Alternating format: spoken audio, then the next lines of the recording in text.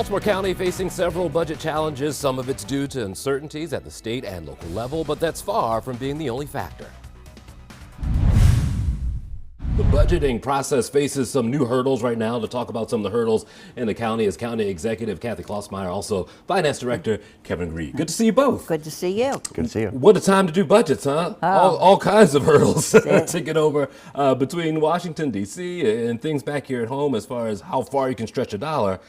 You got a challenge. It's been a challenge, but you know, it's a worthwhile challenge, and we're doing the best we can for the citizens of Baltimore County. Yeah.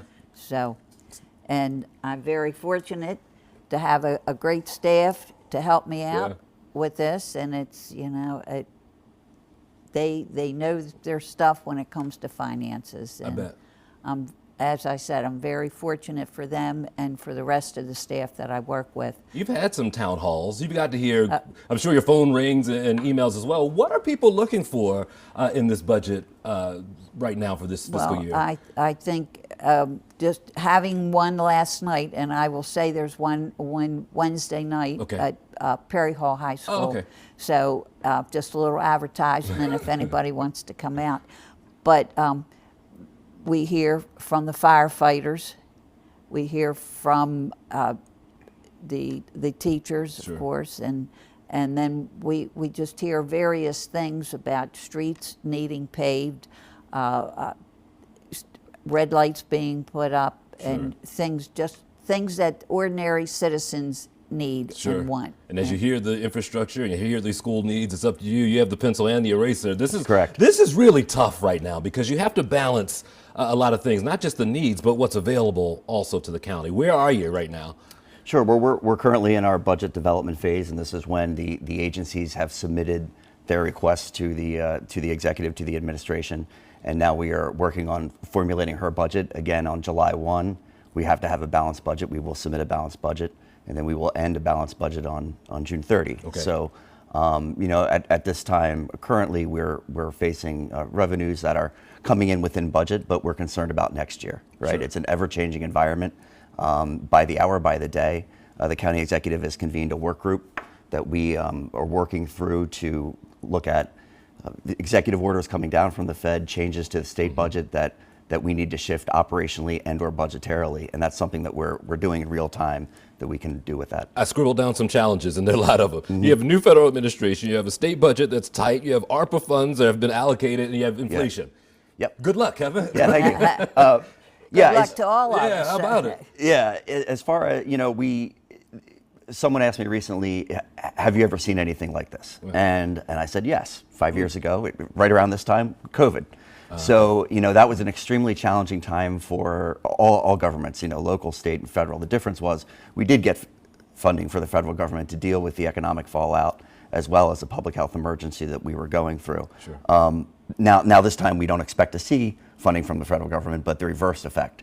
So about 9% of our budget is funding from the federal government that funds employees and programs, and we're concerned, you know, daily about ensuring that we get money to pay that back and to keep those programs going. But you know, as far as ARPA is concerned, we were excited. We were one of the few governments that did not spin up ongoing programs for ARPA that were really for one-time costs. So we have that fully obligated and have 2 years to build that out. County Executive, you spent about 30 years in the State House. I mean, do you remember a time like this with a budget this tight and so many other things going on?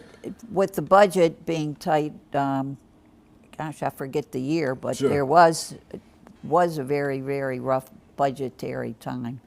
And, but as I said, I can't remember the exact date in 30 years, but I just know we did have some tough times and taxes were raised.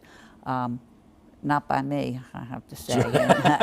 Well, listen, you'll have and I don't intend, you know, my goal is not to raise any taxes in Baltimore County.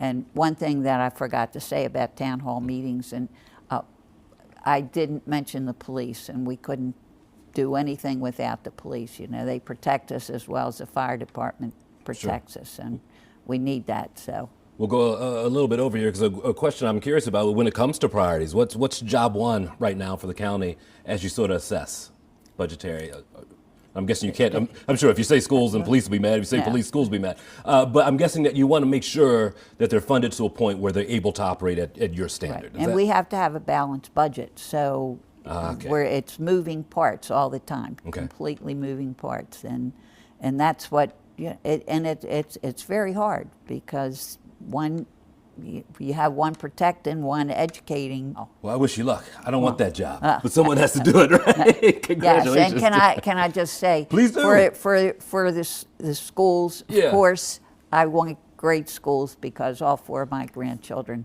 go to Perry Hall and Kingsville Yeah. schools, and I'm a staunch supporter of Baltimore County education. It's a loving grandmother there, taking care of Yes, your own. well, I started out in the PTA. Oh my gosh. Yes, so well, thank you what for can I coming by. say? We appreciate you Okay. both. All right. Thank you. Okay, thank you. And again, that Budget Town Hall's this Wednesday, Perry Hall High School from 6 to 8 in the evening. And if you can't make that one, there's another scheduled for March 27th. That's at Sollers Point Multipurpose Center, also 6 to 8.